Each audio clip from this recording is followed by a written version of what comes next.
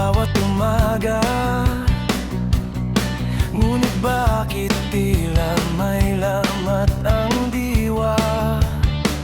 Magkakaiba man ang ating paninindigan. Bakit nauuwi sa sigawan at bangayan? Kalayaan ba ang magtalo ng walang pakikinig? O kalayaan ng igalang ang tinig ng bawat isa? Nasaan ang simbolo ng kalayaan?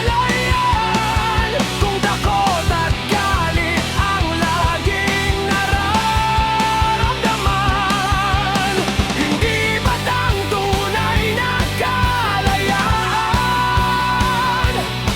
May respeto, may pagkakaisa, may pananagutan. Hindi lang watawat na iwinawagayway, kundi pusong handang magmahal sa bayan.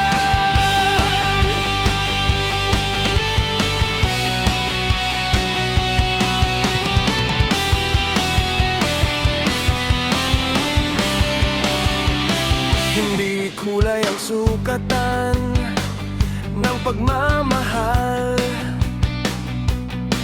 hindi sigaw ang daan sa pagbabago. Makinig bago